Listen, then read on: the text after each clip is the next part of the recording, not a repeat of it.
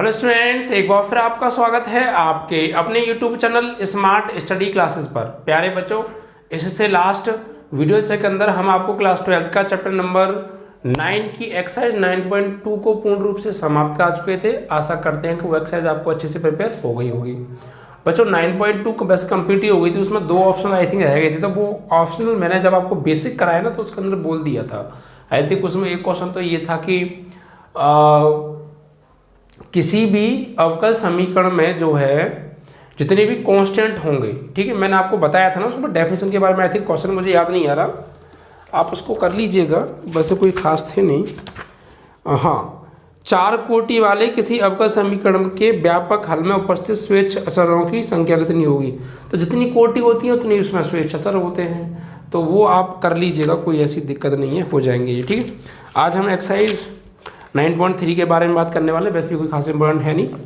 चलिए, तो 9.3 को देखते हैं बच्चों। इसके अंदर हमें बेसिकली क्या करने वाले हैं, तो एक्सरसाइज 9.3 में क्या है बच्चों, हम क्या करेंगे यहाँ पर, हम सीखने क्या वाले हैं, हम सब यहाँ पे जो सीखने वाले हैं वो ये सीखने वाले हैं कि किसी भी डिफरेंशियल इक्वेशन का निर्माण कैसे किया जाता है। ठीक है, कैसे उसको बनाते हैं। हमें कोई अगर फंक्शन गिवन हो तो उस फंक्शन से हम डिफरेंशियल इक्वेशन कैसे बनाएंगे, वो सब चीज़ हम यहाँ पे सीखने वाले हैं। It means that we can say students कि हम यहाँ पे डिफरेंशियल इक्वेशन को बनाना सीखेंगे। ठीक है, कैसे बनाने वाले हैं, तो बहुत सिंपल तरीका है उसका, कोई ज़्यादा खास नहीं है, थोड़ा सा आपको माइंड यूज़ करना है। यहाँ पर कुछ नहीं होगा, एक नॉर्मली हमें एक y बराबर fx एक फंक्शन गिवन होगा। ठीक है, और इस फंक्शन में हमें ये देखना है कि कितने स्वेच्छ अचर आ रहे हैं, कितने आर्बिट्रेरी कांस्टेंट आ रहे हैं, ये हमें इसमें चेक करना है। तो जितने इसमें स्वेच्छ अचर, जैसे मैंने आपको बताया जब बेसिक कॉन्सेप्ट कराया था मैंने आपको एक्सरसाइज 9.2 का, तो उसमें मैंने आपको आर्बिट्रेरी कांस्टेंट के बारे में बताया था, और स्टार्टिंग में भी कराया था इस चैप्टर के में, तब भी मैंने बताया था क्या होते हैं स्वेच्छ अचर। ऐसी कांस्टेंट वैल्यू होती हैं जैसे ए बी, ये सब चीज़ें, ये कांस्टेंट जो वैल्यू होती हैं वो उनको हम स्वेच्छ अचर के नाम से जानते हैं। ठीक है, उनकी जगह पर हम अपनी तरफ से कुछ स्पेशल वैल्यूज भी लगा सकते हैं, वो मैं सब मैंने आपको क्लियर करा चुका हूँ, वैसे बेसिक कॉन्सेप्ट में बताया था। ठीक है, तो हमें ये देखना है कि y बराबर fx जो एक फंक्शन गिवन होगा, उस फंक्शन में कितने आर्बिट्रेरी कांस्टेंट आ रहे हैं। आर्बिट्रेरी कांस्टेंट मींस बच्चों स्वेच्छ अचर कितने आ रहे हैं एक्चुअली।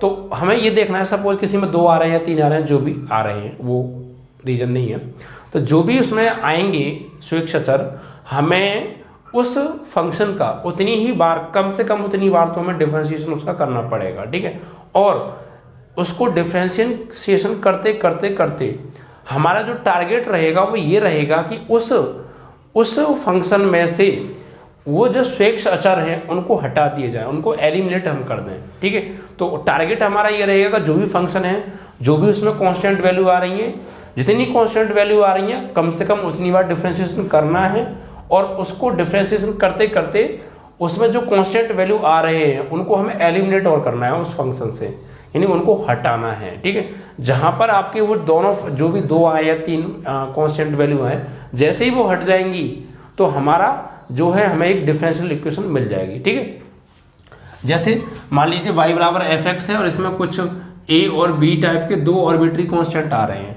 तो हम इसका कम से कम 2 बार तो इसका जो है हमें अवकलन करना पड़ेगा।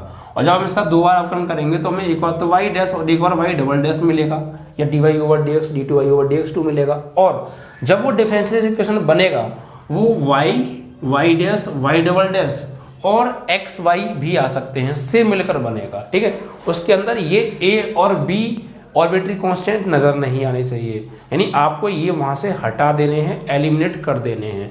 और वो डिपेंड करता है, आप उसके लिए जो है एलिमिनेशन मेथड जो कि आपने 10th क्लास में पढ़ा थी, प्रतिस्थापन विधि, उसको यूज कर सकते हैं, या जो है प्रतिस्थापन विधि भी सही है।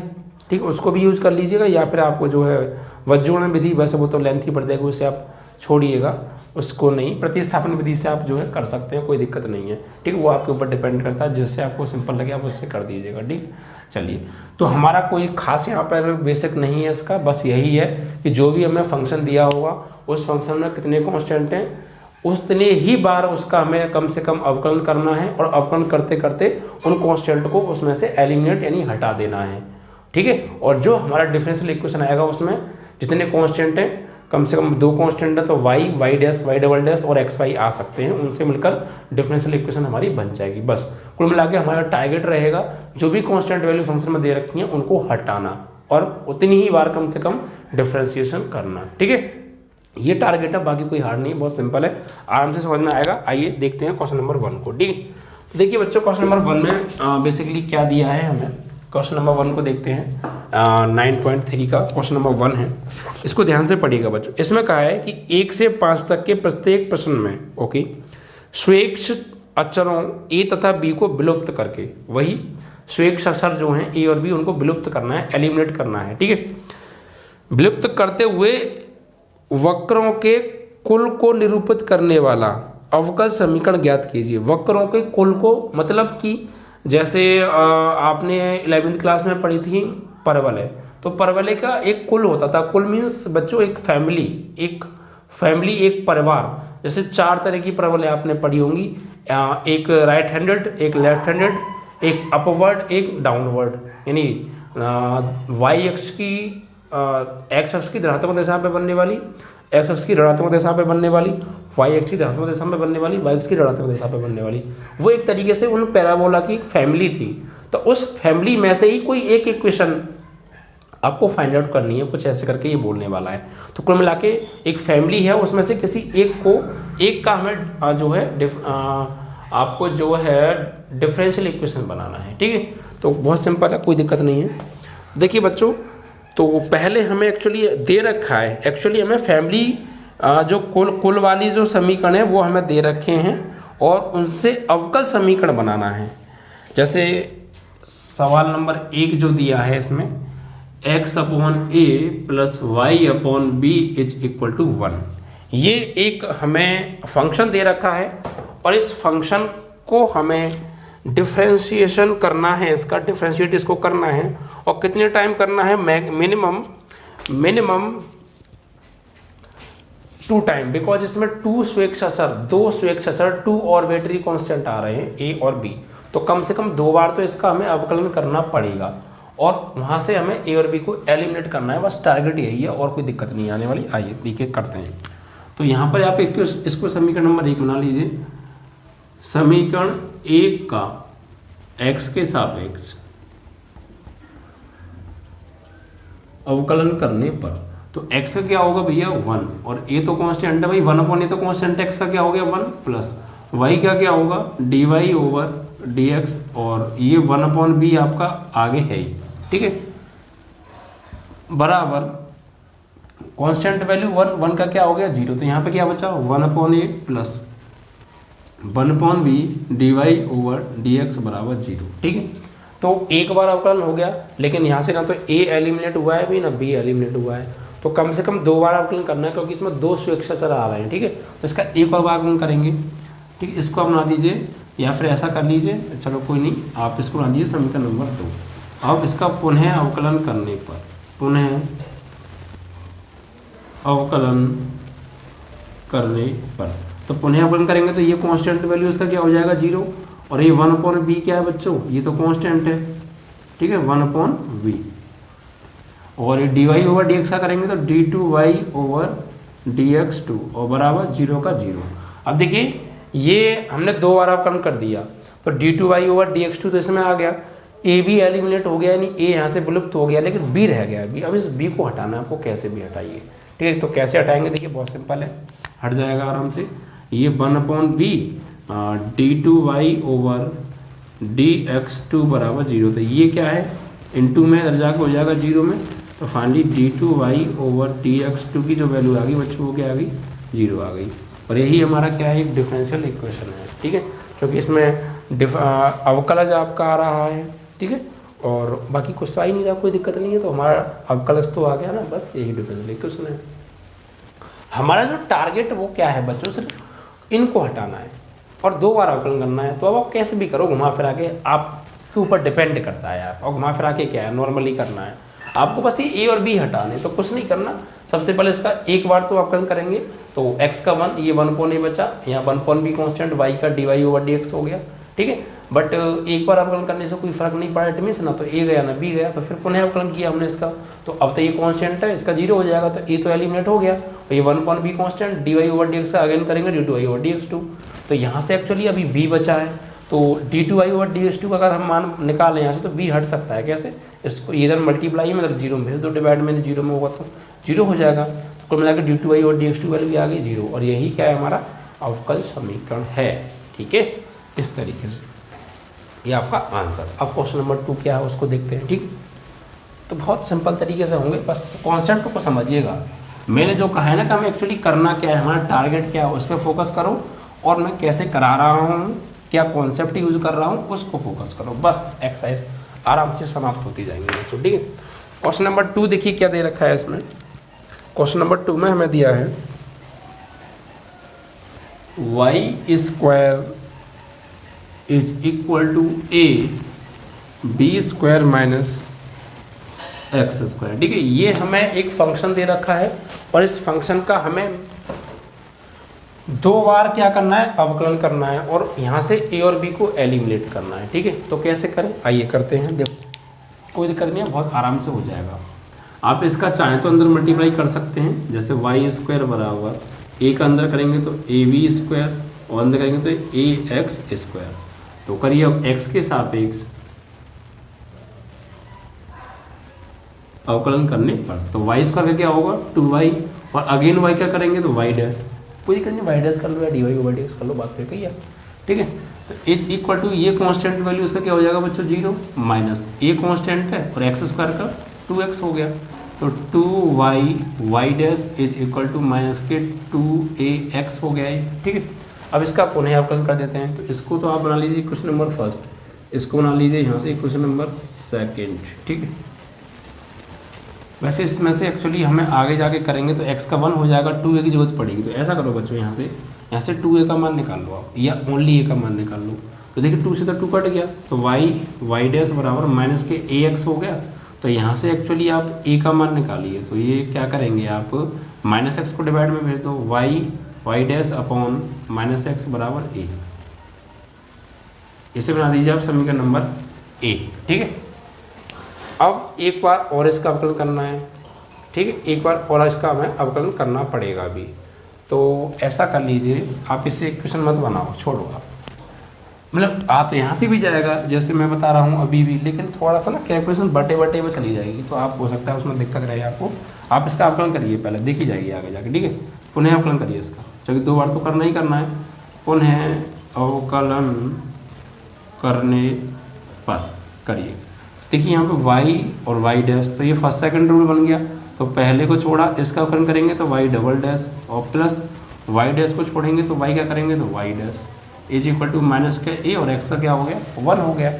अब देखिए यहाँ पर y डबल डैश, और ये y डैश का whole square is equal to minus a, 2 बार अवकलन हो गया, लेकिन अभी भी a बचा है, एक कांस्टेंट बचा है, ये हटना चाहिए, तो इसको हम कैसे हटाएंगे। अब इस a की वैल्यू आप क्या कीजिए, यहाँ से निकाल लीजिए, यहाँ से आप a का मान लगा दीजिए निकाल के, तो यहाँ से आप क्या करिए, यहाँ से आप निकालिए माइनस a की वैल्यू, तो y डैश अपॉन x बराबर माइनस a। ठीक है, इसे बना दीजिए आप समीकरण नंबर 1। तो फ्रॉम फर्स्ट से क्या करिए आप a का मान लगाइए, यहाँ पे y dash plus y dash का होल स्क्वायर बराबर माइनस a की वैल्यू कितनी है y डैश अपॉन x। ठीक है, आप इसका इधर मल्टीप्लाई करना चाहें कर भी सकते हैं, तो y dash x plus y dash का होल स्क्वायर बराबर y डैश। ठीक है, आप इसको इधर भी ला सकते हो, तो y डैश x माइनस के y dash plus y dash का होल स्क्वायर बराबर 0। तो यहाँ से कॉमन क्या आ रहा है बच्चों y डैश, तो ये x minus 1 plus y dash का होल स्क्वायर बराबर 0, और ये आपका आंसर, यानी कुल मिला के यहाँ से आपका क्या हट गया, a और b एलिमिनेट हो गया, और ये एक क्या हो गया बच्चों डिफरेंशियल इक्वेशन हो गया। क्योंकि देखिए इसमें डिफरेंशिएशन y डैश आ रहा है, y डैश आ रहा है, और y डबल डैश भी तो था बच्चों इसमें, आई थिंक ये y डबल डैश था ना, यहाँ पर ये y डबल डैश है बच्चों, एक्चुअली मैंने y डैश लिख दिया है, y डबल डैश है ये, है ना, ये y डबल डैश ही तो आ रहा है बार बार निकल के, यहाँ पर उसका मान लगा दिया है। तो ये वही है भाई डबल डैश है, ठीक है, बाकी कोई दिक्कत नहीं है। अब हो गया, तो देखिए 2 टाइम डिफ्रेंशिएशन हुआ है, ये भी आ रहा है, वाई डैश भी आ रहा है, वाई भी आ रहा है, एक्स भी आ सकता है, मैंने बताया था। इस तरीके से ये आपका क्वेश्चन नंबर 2 का भी डिफ्रेंशिएशन हो गया और डिफरेंशियल इक्वेशन यहाँ से आ गई। आपको बस देखिए ये नहीं कि आप जरूरी नहीं, आप पीछे से भी मान लेकर आप ए को या बी को एलिमिनेट करना चाहते हैं तो ए बी के मान निकाल के आगे यूज कर सकते हैं। कुल मिला के हमारा टारगेट क्या है, ए और बी को हटाना, कांस्टेंट को हटाना, आर्बिट्री कांस्टेंट को वहाँ से जो है एलिमिनेट करना। वो फिर आप कैसे भी करो, ऊपर से वैल्यू लो या आगे पीछे से वैल्यू लेकर रख सकते हैं, कोई प्रॉब्लम नहीं है, बट रखेंगे यहीं से लेके, ठीक है। और एक डिफरेंशियल इक्वेशन आपको ड्रॉ करनी है, ठीक है, बनानी है। चलिए, तो ये आपका क्वेश्चन नंबर 2 कंप्लीट हो गया बच्चों।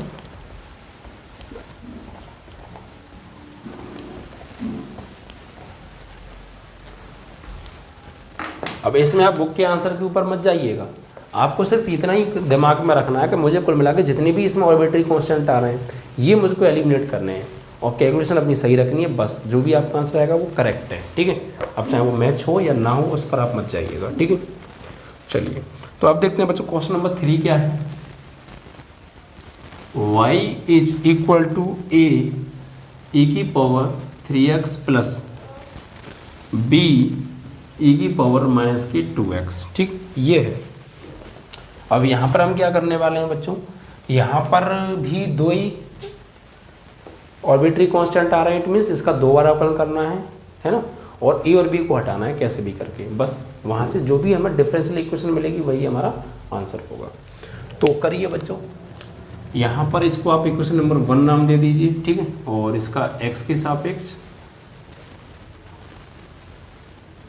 अवकलन करने पर तो y का क्या होगा बच्चों, y डैश, यहाँ a तो कांस्टेंट है, e की पावर 3x का e की पावर 3x और फिर अगेन 3x का करेंगे तो 3 प्लस b कांस्टेंट है, e की पावर माइनस 2x का e की पावर माइनस 2x और फिर माइनस 2x का दोबारा करेंगे तो -2 तो कांस्टेंट है और x का क्या हो जाएगा 1, यानी यहाँ से हम सॉल्व करके हमें क्या मिला, y dash is equal to 3a e की power 3x minus 2b e की पावर 2x, ये मिल गया, ठीक है। अब यहाँ पर हम क्या करें बच्चों, एक्चुअली मुझे ए और बी को एलिमिनेट करना है, वो किसी भी तरीके से करना हो वो मेरे ऊपर डिपेंड करता है, कहीं से भी वैल्यू मैं रख सकता हूँ। देखिए बच्चों, मैं यहाँ से b को हटा सकता हूँ, कैसे, क्योंकि b e की पावर माइनस 2x और देखिए b e की पावर माइनस 2x, तो यहाँ से अगर मैं b e की पावर माइनस 2x की वैल्यू निकाल के यहाँ लगा दूँ तो a बचेगा सिर्फ, b तो एलिमिनेट हो जाएगा ना। तो बस यहाँ पर समीकरण 1 से क्या कीजिए, समीकरण 1 से वैल्यू निकालो इसकी, इसको ले आएंगे इधर, यानी y तो है इधर आएगा तो a e की पावर 3x बराबर क्या बचा, b e की पावर माइनस 2x, ठीक है। पुट इन, इसको बना दो क्वेश्चन नंबर 2, तो put in second, b e की पावर माइनस 2x की जगह पर मैं y माइनस a e की पावर 3x लगा सकता हूँ, बिल्कुल लगा सकते हो, तो यहाँ पर लगा दीजिए भैया, ठीक है। तो y डैश बराबर 3a e की पावर 3x माइनस 2 तो है और इसकी जगह मैं क्या लगा दूंगा, इसकी जगह यानी ये पूरी value y minus a e की पावर 3x, ठीक है। तो y dash is equal to क्या हो जाएगा, 3a e की पावर 3x, अंदर करेंगे तो 2y और minus minus plus 2a e की पावर 3x, ठीक है। तो अब एक तो हमारा एलिमिनेट हो गया इसमें से, b तो गया, a बचा है सिर्फ। देखिए ये चीज़ और ये चीज़ सेम है, इन्हें ऐड भी कर सकते हैं, तो y dash is equal to 3 और 2 5a e की पावर 3x माइनस 2y, ठीक है। अब इसके बाद क्या करेंगे बच्चों, इसके बाद अब मुझे बस a को और यहाँ से एलिमिनेट करना है। तो a को कैसे करेंगे, पर तो अवकलन अभी एक बार ही हुआ है, क्योंकि 2 आर्बिट्री कांस्टेंट आ रहे हैं, इट मीन्स दैट इसका 2 बार तो अवकलन कम से कम होगा, इसका पुनः अवकलन कर दीजिए बच्चों, आप इसको डाल दीजिएगा क्वेश्चन नंबर 3, ठीक है। तो पुनः अवकलन करने पर तो y डैश का हो जाएगा y double dash is equal to 5a constant e की पावर 3x का e की पावर 3x और फिर 3x को दोबारा करेंगे तो 3 कांस्टेंट x का 1 माइनस 2 y क्या करेंगे आप, y डैश हो जाएगा, ठीक है। तो फाइनली यहाँ पर आपका जो बचा y double dash is equal to आपका ये बचा। अब आप क्या कीजिए बच्चों, यहाँ पर एक्चुअली मुझे a को एलिमिनेट करना है, तो देखिए 5a e की पावर 3x 5a e की पावर 3x, अगर मैं इसका मान निकाल के यहाँ लगा दूँ तो a एलिमिनेट हो जाएगा, ठीक है। तो आप यही कीजिए, इसको आप इसमें मल्टीप्लाई मत कीजिए, 3 इंटू 5a e की पावर 3x रहने दो और ये 2y डैश, ठीक है। अब देखिए यहाँ पर फ्रॉम यहाँ से निकाल लीजिए इसका मान, यहाँ से मान निकालिए बच्चों, इसको भेज दें इधर, यानी y डैश माइनस 2y, इसको इधर भेजा तो ये किसकी वैल्यू आ गई, 5a e की पावर 3x की वैल्यू आ गई, ठीक है। ये वैल्यू आप कहाँ पुट कर दीजिए, यहाँ पर, ठीक है। तो कुल मिला के ये क्या हो जाएगा, y double dash is equal to 3 into इसकी वैल्यू क्या है बच्चों, अभी अभी निकाली है 5a की पावर 3x की, y डैश माइनस 2y, तो y डैश माइनस 2y और ये माइनस की 2y डैश आपका चल रहा है, तो y double dash is equal to 3y dash और 3 2 जा 6y माइनस के 2y डैश, तो y double dash is equal to 3y dash में से 2y डैश गए तो 1y डैश और माइनस के 6y, यही आपका डिफरेंशियल इक्वेशन है और आपका आंसर भी, ठीक है। इस तरीके से आप चाहें तो इनको इधर भी ला सकते हैं, कोई दिक्कत नहीं है, और ना भी ला तो को भी कोई दिक्कत नहीं है, ठीक है। तो इस तरीके से आपका ये क्वेश्चन नंबर 3 भी कंप्लीट हो गया। तो आपने देखा कॉन्सेप्ट क्या है, कुल मिला के मुझे जो भी arbitrary constant it means that students कि जो भी कांस्टेंट वैल्यूज आ रही हैं आपकी, जो एक सचर राशि आ रही हैं, उनको हटाना है और डिफरेंशिएशन करते जाना है मैक्सिमम उतने टाइम जितने टाइम उसमें ऑर्बिटरी कांस्टेंट है, जितनी नंबर ऑफ ऑर्बिटरी कांस्टेंट है, ठीक है।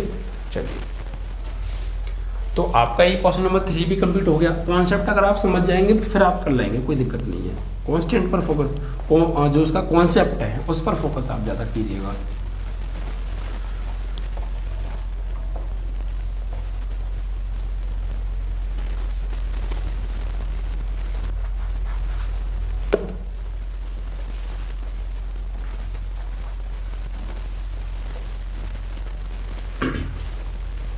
नेक्स्ट क्वेश्चन नंबर 4 है बच्चों, y is equal to e की power 2x a plus B x. Y is equal to e की power 2x a plus B x. Y is equal to e की power 2x a plus B x. तो इसमें भी कितने arbitrary constant आ रहे हैं बच्चों, दो स्वेच्छा से आ रहे हैं, तो इट मीन्स 2 बार तो कम से कम हमें इसको डिफ्रेंशिएशन इसका करना पड़ेगा और ए और बी को वहाँ से फिर हम एलिमिनेट करेंगे, ठीक है। चलिए देखिए कैसे करेंगे। यहाँ से आप ऐसा कीजिए, आप करिए इसका डिफ्रेंशिएशन, ठीक है। इसको आप फर्स्ट बना लो, इसको आप बना लो सेकेंड। तो differentiation with respect to x, तो वाई का करेंगे वाई डैश, और यहाँ इसको फर्स्ट माना तो इसको छोड़ा, इस ब्रैकेट का करेंगे तो ए तो कांस्टेंट है 0 और ये बी कांस्टेंट है, एक्स का क्या हो गया 1, फिर प्लस इस ब्रैकेट को छोड़ा ए प्लस बी एक्स, यानी सेकंड को छोड़ा ई की पावर 2x का ई की पावर 2x, और फिर 2x का करेंगे तो 2x का 1। तो फाइनली यहाँ से हमारे पास वाई डैश की जो वैल्यू आ गई वो आ गई, इसका अंदर करेंगे तो 0, इसका इसमें करेंगे तो b ई की पावर 2x प्लस इसको आप एज इट इज रहने दीजिए 2 ई की power 2x a plus B x, ठीक है। अब इसको ना आप इक्वेशन नंबर फर्स्ट बना लीजिए। अब देखिए बच्चों, from equation number first e की power 2x a plus B X, e की power 2x a plus B X, इस पूरे की वैल्यू क्या है y, तो यहाँ पे मैं लगा सकता हूँ y फ्रॉम फर्स्ट। ये जो पूरी वैल्यू है, ये टोटल वैल्यू किसकी है y की, तो मैं इसकी जगह y लगा सकता हूँ, तो from first y dash is equal to b e की पावर 2x प्लस 2, इसकी जगह मैं क्या लगा दूंगा यहाँ से y, क्योंकि सेम वही तो भैया देखो e की power 2x a plus B x, e की power 2x a plus B x, तो y, तो यहाँ पे लगा दूंगा 2 को छोड़ के हम y आ जाएगा। तो एक तो ऑर्बिटरी कांस्टेंट एलिमिनेट हो गया यहाँ से, a तो गायब हो गया, अब b को गायब और करना है आपको, ठीक है। तो देखिए कैसे करेंगे अब आप इसको b को गायब, आप इसके लिए इसका एक बार अभी और अवकलन हम कर सकते हैं, तो पुनः अवकलन करने पर तो y का क्या, y डैश का क्या होगा y डबल डैश, और यहाँ पर b e की पावर 2x क्या है बच्चों, e की पावर 2x का e की पावर 2x, और फिर 2x का करेंगे 2x का 1, और ये 2 y का करेंगे तो y डैश। अब एक्चुअली क्या है, यहाँ से मुझे b को तो एलिमिनेट करना है, अभी भी b एलिमिनेट नहीं हुआ। तो अब देखिए बच्चों, b e की पावर 2x की वैल्यू मैं यहाँ से निकाल के b e की पावर 2x की जगह लगा सकता हूँ, यानी यहाँ से आप क्या कीजिए, वैल्यू निकालो, इस 2y को भेजो उधर, तो y डैश इधर जाएगा तो माइनस के 2y is equal to b e की पावर 2x हो गया। इस वैल्यू को लगा दो बच्चों यहाँ पर ला के, ठीक है। तो y double dash is equal to यहाँ पर हम लगाएंगे y डैश माइनस 2y और इनटू में क्या चल रहा है 2 और प्लस 2y डैश। तो y double dash is equal to इस 2 को अंदर करेंगे 2y डैश और 2 2 जा 4y प्लस 2y डैश। तो y double dash is equal to 2y dash और 2y डैश कितना हो गया बच्चों 4y डैश माइनस के 4y। तो कुल मिला के यहाँ से a और b गायब हो गए, ठीक है। तो इस तरीके से ये आपका डिफरेंशियल इक्वेशन यानी अवकल समीकरण आ गया, ठीक है, जो कि हमें बनाना था इस फंक्शन को डिफरेंशिएशन करके और a और b को एलिमिनेट करके, ठीक है। तो इस तरीके से आपका ये सॉल्व हो गया। तो इस तरीके से आप अब आप इस एक्सरसाइज का जो कॉन्सेप्ट है, जो क्वेश्चंस को सॉल्व करने की जो स्ट्रेटजी है, वो आप समझ पा रहे होंगे कि एक्चुअली हमें करना क्या है यहाँ पे, किस तरीके से वैल्यू डिफरेंशिएशन इसका करना है, किस तरीके से a और b को एलिमिनेट करना है, वो सारी चीज़ें आप समझ पा रहे होंगे, ठीक है। तो ये आपका आंसर क्वेश्चन नंबर 4 कंप्लीट हो गया बच्चों, ठीक है।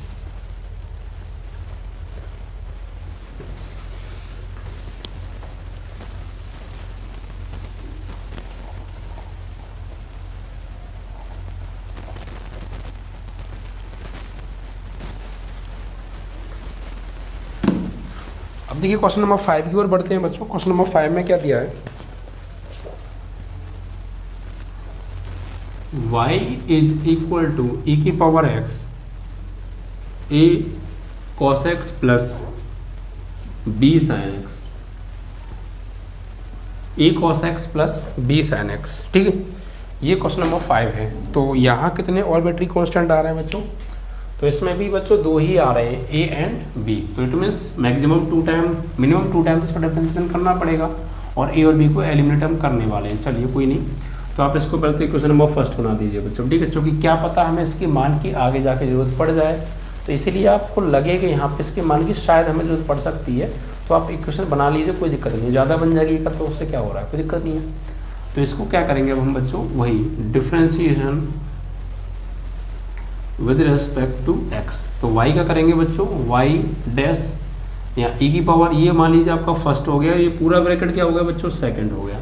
तो पहले को छोड़ा इसका ब्रैकेट का, तो ये तो कांस्टेंट है cos x का माइनस के sin x, फिर प्लस b कांस्टेंट है sin x का क्या हो जाएगा बच्चों cos x, ठीक है। तो ये हो गया यहाँ से। अब इसका अगेन डिफरेंशियल आप कीजिए, अगेन डिफरेंशिएशन, तो y डैश का क्या होगा y डबल डैश। तो यहाँ पर इसको फर्स्ट और इसको पूरे को फिर से आप सेकंड मान लीजिए। ओ नो, एक गलती हो गई बच्चों,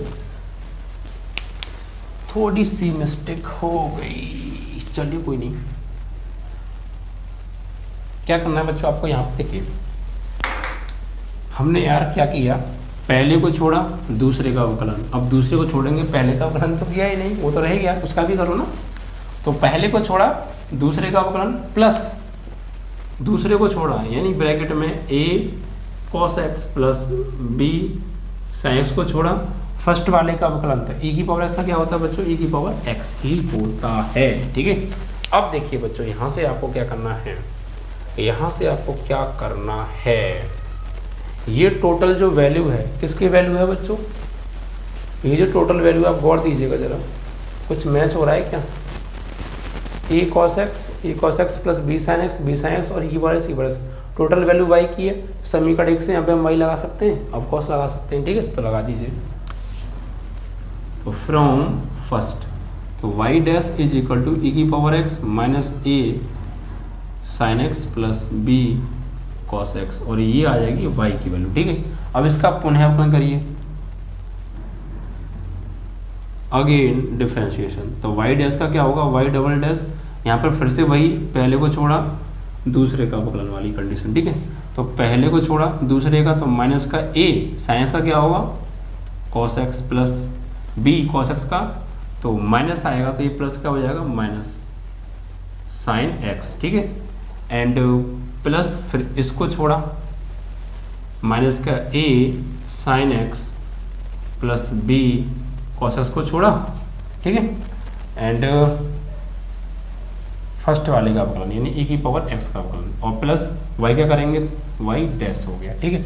अब बच्चों यहाँ पर हम सॉल्व करेंगे तो देखिए y double dash is equal to, यहाँ से माइनस कॉमन ले लें, अब कॉस ले लीजिए, तो माइनस कॉमन लेंगे तो e की पावर x अंदर क्या बचेगा, a cos x plus b sine x plus देखिए हम गौर दीजिएगा आप बच्चों, माइनस का a साइन x माइनस का a sine x plus b cos x e की power x plus b cos x e की पावर x, इसकी पूरी की पूरी वैल्यू यहाँ पे हम लगा सकते हैं निकाल के, ठीक है।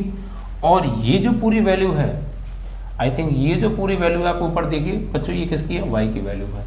तो यहाँ पर हम क्या करने वाले हैं, यहाँ से एक तो इसकी वैल्यू निकालिए आप, ठीक है, पहले इसकी वैल्यू निकाल के रख दीजिए, यहाँ से ये टोटल जो वैल्यू है इसकी वैल्यू क्या आ जाएगी, ये इधर आ जाएगी, यानी कि यहाँ से अगर हम निकालना चाहें तो e की power x minus a sine x plus b cos x की जो वैल्यू आएगी, इस y को उधर भेजूंगा मैं, तो क्या आएगी, y डैश माइनस y आ जाएगी, ठीक है। तो ये टोटल इसकी जगह पर ये वाली वैल्यू हम यहाँ पे लगा सकते हैं, तो इसको हटा दें या चलो अगली लाइन में लगा देंगे, और इसको अभी आप रुकिए, इसको भी हम हटाएंगे, ठीक।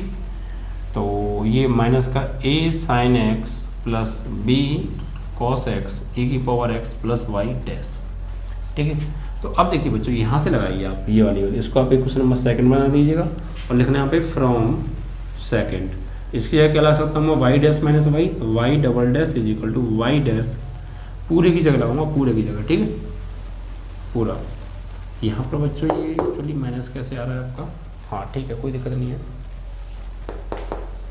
हम गलत जगह लगा रहे हैं, आई थिंक हमें यहाँ लगाना है, ये यहाँ लगाना है इसकी जगह पे, ठीक। तो e की power x minus a sine x b cos x, ठीक, इसकी जगह ला देंगे y माइनस वाई डैश, तो ये तो आपका एज इट इज रहेगा भी यहाँ पे, माइनस का e की power x a cos x plus b sine x, और इसकी जगह पूरा क्या लग जाएगा बच्चों, y डैश माइनस वाई, और एक प्लस y डैश आपका है ऑलरेडी ये वाला, ठीक। अब देखिए एक चीज़ और बच्चों, यार बार बार a और b को हटाते हैं, बार बार a और b आ जाते हैं, तो हट जाएंगे, अब टेंशन मान लीजिए कैसे। देखो ये जो पूरी की पूरी वैल्यू है फ्रॉम फर्स्ट y की वैल्यू है, तो लगा दीजिए फ्रॉम फर्स्ट, तो y double dash is equal to, इसकी जगह क्या लगा दूंगा पूरा y, तो माइनस तो रहेगा, ये इसकी जगह लगाना है मुझे सिर्फ, ठीक है। तो क्या लग जाएगा भाई, देखिए वही तो है e की power x a cos x plus b sin x, तो क्या लग जाएगा यहाँ पे y, और प्लस y, ये क्या है आपका y dash minus y plus y dash, तो देखिए गौर दीजिए बच्चों, y double dash is equal to minus y minus 2y, y dash 2y dash, और एक वाई माइनस के 2y, ये आपका आंसर। आप चाहें तो वाई 2 कॉमन भी ले सकते हैं, तो ये आपका डिफरेंशियल इक्वेशन आ गया। तो आपको ऐसे देखिए ये ए और बी जो हटेंगे वो पीछे की वैल्यूज़ को ही यूज़ करके हटने वाले हैं, तो आपको पीछे की वैल्यूज़ पर भी कॉन्सेप्ट फोकस अच्छे से करना है कि हम किस तरीके से, देखिए यहाँ पर जो कला है एक्चुअली इस क्वेश्चन को सॉल्व करने की जो कला है वो इतनी है कि आपके ऊपर डिपेंड ये करता है कि आप किस तरीके से पीछे से मान निकाल के आगे की वैल्यूज़ में ऑर्बिटरी कांस्टेंट को एलिमिनेट कर सकते हैं। बस ये अगर आपकी थोड़ी सा सही बात बैठ गई दिमाग में तो फिर आप आराम से कर लेंगे, अपने हिसाब से कैसे भी क्वेश्चन को घुमा लीजिए, फिर मिला के एलिमिनेट करना है ऑर्बिटरी कांस्टेंट को, ठीक है। चलिए तो ये आपके 5 प्रश्न थे बच्चों, 5 के 5 प्रश्न बहुत आसान तरीके से समाप्त हुए, कॉन्सेप्ट सेम था बच्चों, ठीक है। तो आपको रट्टा भी नहीं मारना बिल्कुल भी, और समझना है और लंबे समय तक याद भी रखना है, ठीक है। चलिए तो इस तरीके से आपका ये 9.3 के क्वेश्चन नंबर 5 बच्चों कंप्लीट हो गई, ठीक है। अब हम बात करेंगे नेक्स्ट क्वेश्चंस के बारे में बच्चों। देखिए बच्चों यहाँ पर जो क्वेश्चन है नेक्स्ट आपका वो क्या है, यहाँ हमें बच्चों ये दे रखे हैं क्वेश्चन नंबर 6 को आप ध्यान से पढ़िएगा। देखिए बच्चों क्वेश्चन नंबर 6 में क्या है, आप लैंग्वेज को समझिएगा पहले, ठीक है, क्योंकि जब तक आप लैंग्वेज नहीं समझेंगे तब तक आपके क्वेश्चन समझ में नहीं आएंगे। किसी भी क्वेश्चन को, मैं यही नहीं कह रहा कि सिर्फ इन्हीं क्वेश्चंस को, किन्हीं भी क्वेश्चंस को अगर आपको वाकई में अच्छे से समझना है तो डिपेंड करता है कि आप उसकी लैंग्वेज, आप क्वेश्चन को पढ़ के उसकी लैंग्वेज को कितना ब्रेक कर पा रहे हैं। ठीक है, अगर आप क्वेश्चन की लैंग्वेज को अच्छे से समझ जाएंगे, मैं पहले भी इसके बारे में कई बार बोल चुका हूँ, जब भी आप बच्चों क्वेश्चन करें, जब भी आप क्वेश्चन करें, तो सबसे मेन है कि आप क्वेश्चन को रीड करें। जब तक आप क्वेश्चन को रीड नहीं करेंगे अच्छे से, आप एक्चुअल में नहीं समझ पाएंगे कि एक्चुअली हमें करना क्या है उसके अंदर।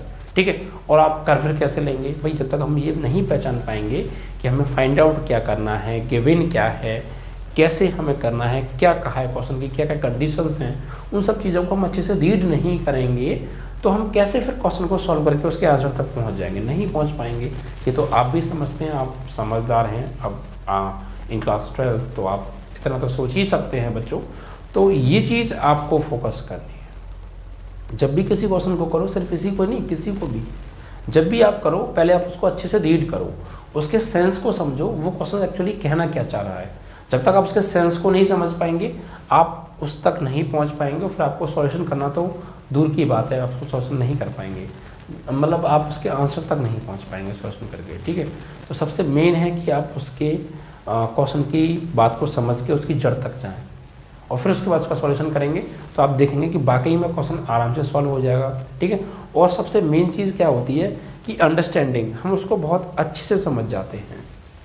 ठीक है, अगर हम हर चीज़ को एक्चुअल में समझ के कर रहे हैं, तो आप इस चीज़ को कभी भी आजमा लीजिएगा कि आपको जो भूलने की क्षमता है वो आपकी क्या हो जाती है, ख़राब हो जाती है। मतलब ख़राब मतलब समझ ना, मतलब भूलते बहुत लंबे समय बाद हैं, और वैसे तो आप जल्दी भूल जाते हैं, तो भूलने की क्षमता आपकी अच्छी है भाई, जल्दी भूल जाते हैं। इट मीन्स दैट आपकी भूलने की जो क्षमता है, जो कैपेसिटी है, जो आपकी भूलने की, वो क्या है, वो अच्छी है, जल्दी भूल जाते हैं, अरे अच्छी है तो बहुत, लेकिन वो आपके लिए एक्चुअली ख़राब है।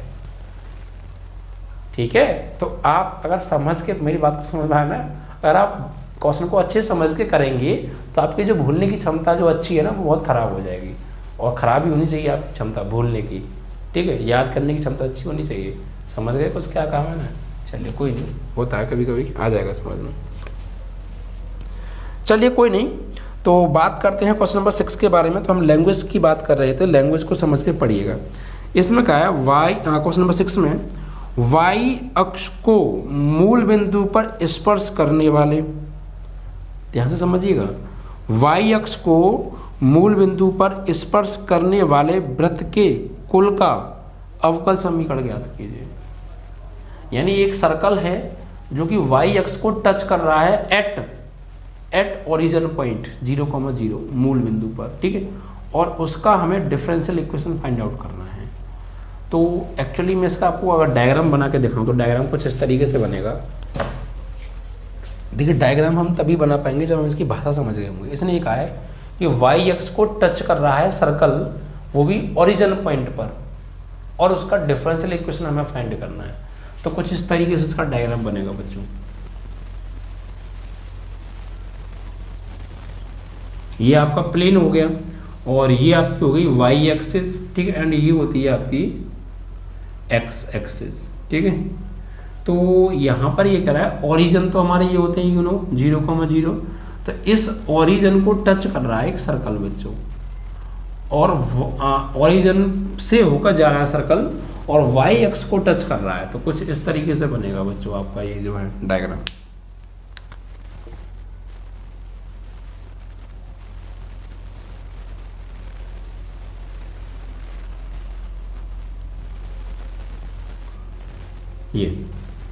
ये जो है वाई एक्स को टच कर रहा है ओरिजिन पॉइंट पे। ठीक है, और इसका हमें जो निकालना है वो निकालना है डिफरेंशियल इक्वेशन। तो देखिए, ये इसको ओरिजिन पॉइंट पे तो टच कर ही रहा है क्या। ठीक, तो यहाँ पर ये इसका कहीं इसके जस्ट मिड में इसका क्या होगा, सेंटर होगा सपोज ओ। तो यहाँ पर एक्चुअली हम यहाँ मान लेते हैं कि मान लेंगे यहाँ पर कि इसकी जो रेडियस है वो केंद्र से लेके परिधि तक की दूरी क्या है बच्चों, ए है। तो ये ए है, तो ये भी क्या होगी बच्चों, ए होगी। होगी या नहीं होगी, जो कि यहाँ से यहाँ तक ये भी तो परिधि है, तो केंद्र से लेके परिधि तक की जो दूरी होती है उसे हम क्या बोलते हैं, त्रिज्या बोलते हैं। तो हमने मान लिया कि इसकी त्रिज्या ए है, तो यहाँ से यहाँ तक ये भी ए और ये भी है, तो कुल मिला के यहाँ से 0 से लेके यहाँ तक क्या हो गई ए। तो ये क्या होगा, इसके केंद्र A,0 हो जाएंगे, भाई यहाँ से लेके यहाँ तक की दूरी एक्स से चली गई दूरी इतनी है a, और y पर 0, तो a कॉमा 0, और यहाँ से यहाँ तक फिर से a को मिला के यहाँ से यहाँ तक 2a, तो ये 2a कॉमा 0 हो जाएगा, 2a कॉमा 0, 2a कॉमा 0 हो गया इस तरीके से। तो अब हमें इस सर्कल का सेंटर भी पता है और इस सर्कल की रेडियस भी पता है, ठीक है। तो हम इसकी जो है स्टैंडर्ड इक्वेशन फाइंड आउट कर सकते हैं इस सर्कल की, ठीक है। तो यहाँ लेट कर लेंगे, पहले लेट करेंगे फैमिली पूछा ना हमने, वृत्तों के कुल का अवकल समीकरण निकालना है, ठीक है। तो यहाँ लिखेंगे माना वृत्तों के कुल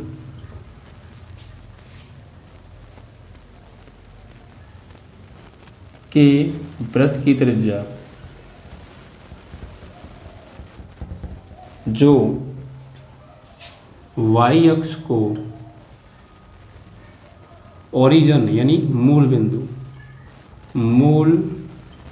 बिंदु पर टच करता है, स्पर्श करता है, r बराबर a है, ठीक है। इसकी रेडियस क्या मान ली हमने, r is equal to a। तो वृत्त के केंद्र क्या हो जाएंगे बच्चों, यहाँ से centre a comma 0 and radius r होगी, ठीक है। तो वृत्त का मानक समीकरण standard equation of family circle, ठीक है। तो क्या करने वाले हैं बच्चों यहाँ पर,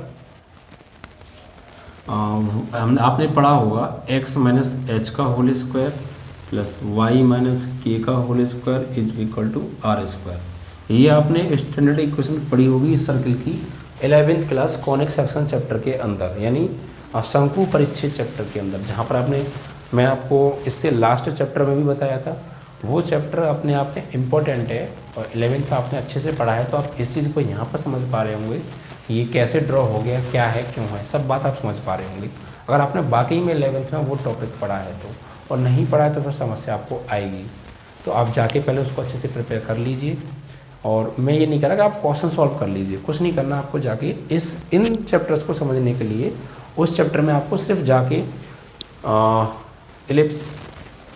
इलिप्स हो गया, पैराबोला हो गया, ठीक है, सर्कल हो गया, हाइपरबोला हो गया, इनके डायग्राम्स को आप समझ लीजिए एक बार। एक दिन में 1 घंटे में समझ जाओगे, बैठोगे तो। समझाने वाले हों कोई अच्छे समझा देंगे आपको, तो आप इनकी डायग्राम्स को समझ लीजिए।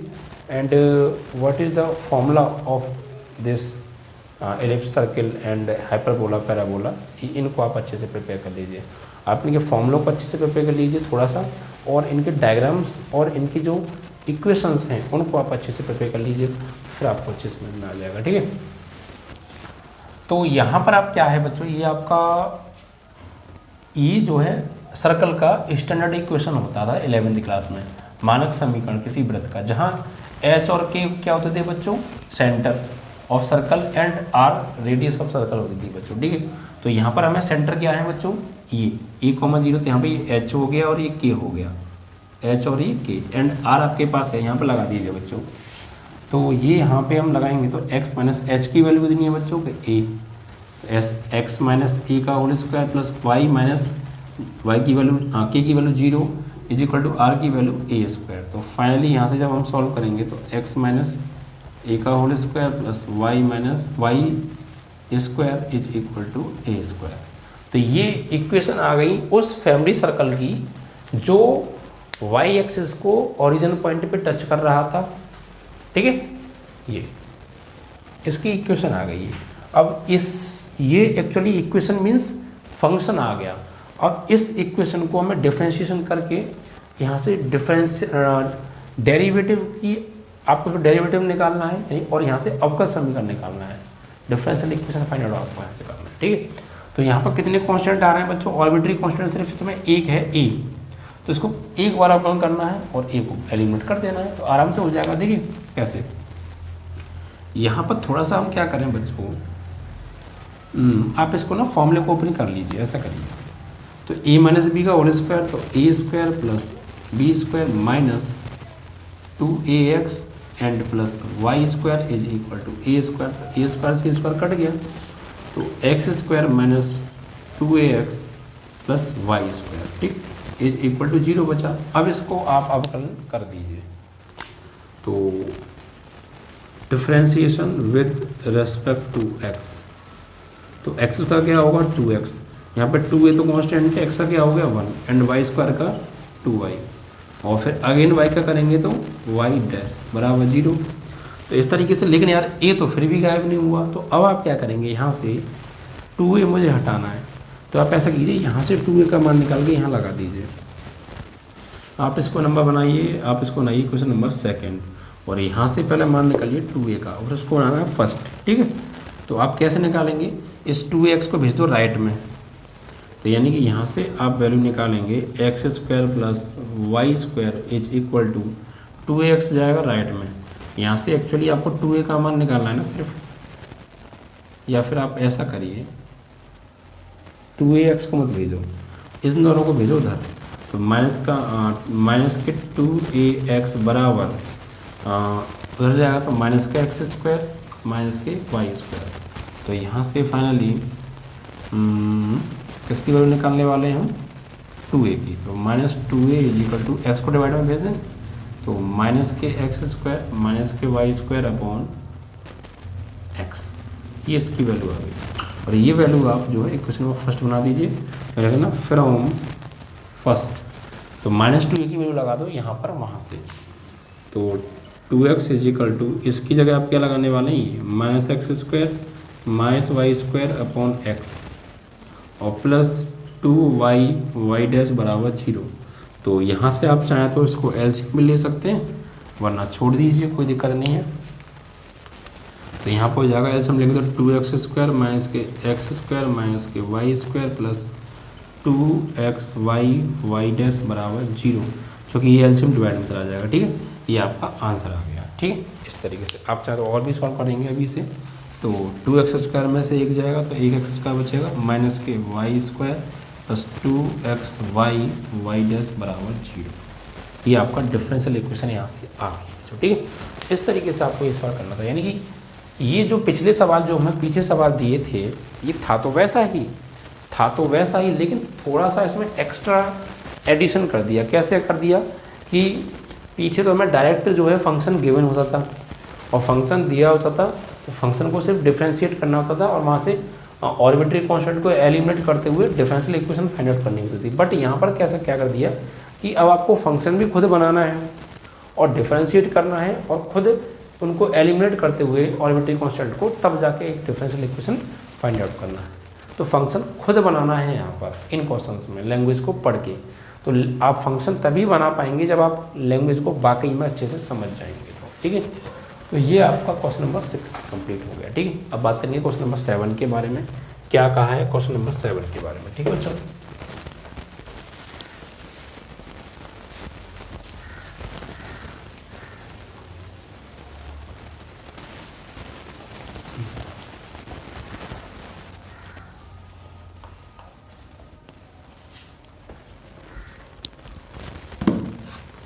तो नेक्स्ट क्वेश्चन बच्चों आपका जो है वो है 7 में क्या है बच्चों, ऐसे परवलयों के कुल का अवकल समीकरण, family differential equation find out करना है, मतलब हमें ऐसे परवलयों के कुल का अवकल समीकरण निर्मित कीजिए, यानी उनको बनाना है, ठीक है, जिनका शीर्ष मूल बिंदु पर हो, ओके, जिनका शीर्ष मूल बिंदु पर है और जिनका अक्ष जिनका अक्ष धनात्मक y अक्ष की दिशा में है, ओ, ठीक है।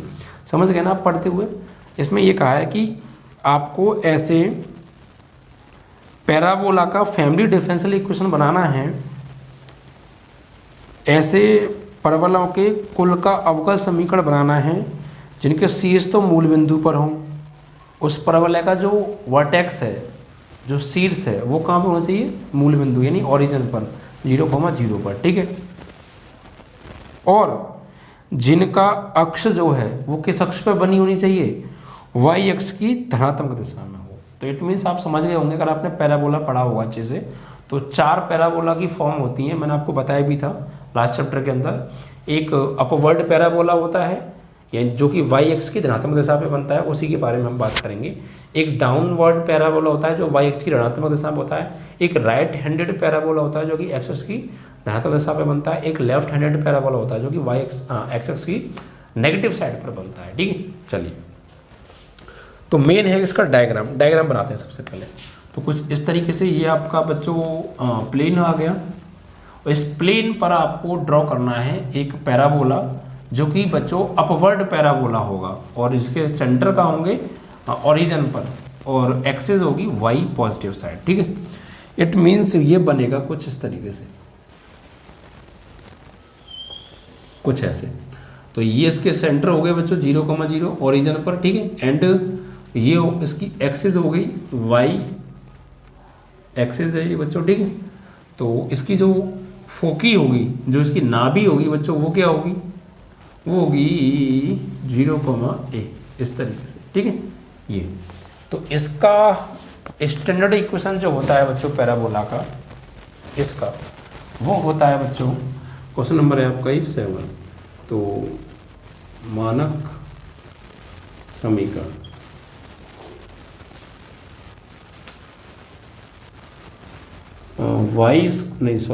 X square is equal to 4ay ये होता है।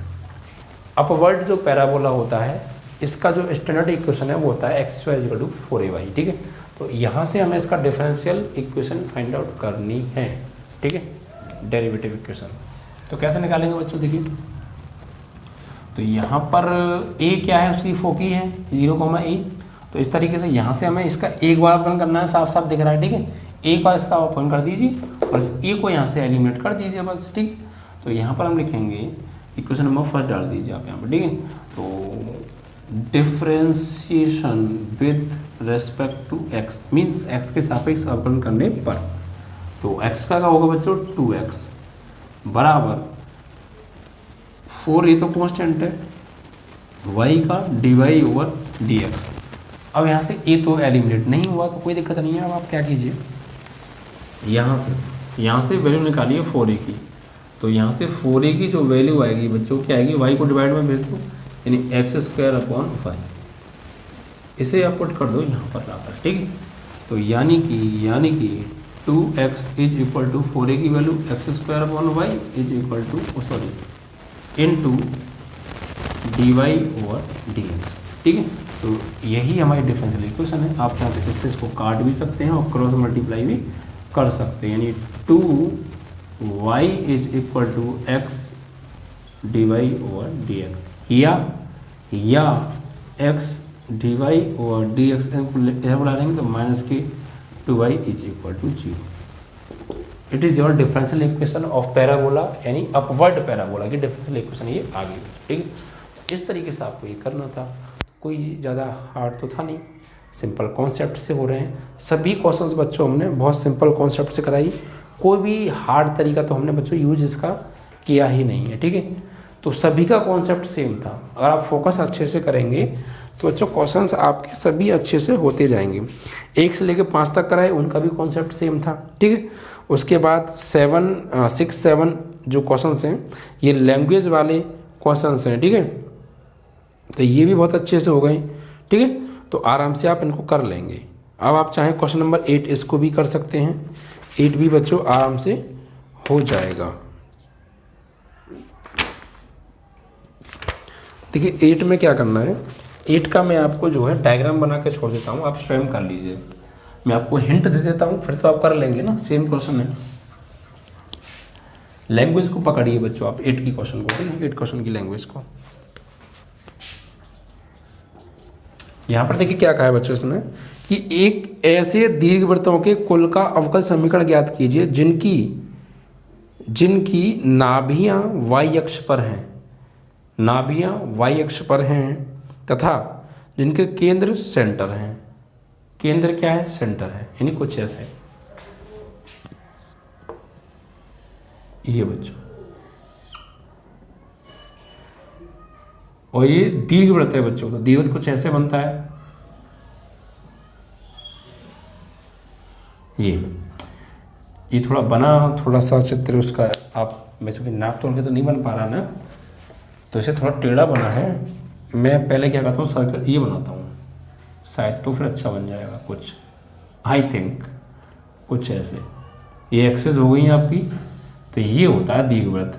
इसके सेंटर क्या है, ओरिजिन पर है, ठीक है, और इसकी जो नाभियाँ हैं, जो फोकी हैं, वो वाई अक्ष पर हैं, यानी यहाँ पर ये और ये हैं। तो ये जो होती हैं इसकी नाभियाँ, ये होती हैं 0, AE बोलते हैं या BE भी आप कह सकते हैं, AE, और यहाँ 0, -A, इस तरीके से, ठीक। तो इसका जो इक्वेशन होता है, स्टैंडर्ड इक्वेशन जो होता है इसका, वो होता है बच्चों, जब यहाँ पर जो है b बड़ा होता है a से, तो x² - y² = b² 1, ये होता है इसका standard equation when b is greater than a। तो यहाँ से अब ये आपके पास एक तरीके से फंक्शन आ गया। इसका 2 टाइम आपको डिफ्रेंशिएशन करना है और a और b को एलिमिनेट करना है, और यहाँ से फिर आपको जो है डिफरेंशियल इक्वेशन फाइंड आउट करनी है। तो आप कर लेंगे, कोई दिक्कत नहीं है, बहुत आसानी से हो जाएगा, ठीक है। ऐसा एक क्वेश्चन मैंने कराया भी था, बस वहाँ पे स्क्वायर नहीं था, तो आप कर लेंगे, ठीक है। चलिए, तो यहाँ तक आप ये क्वेश्चन कंप्लीट हो गए।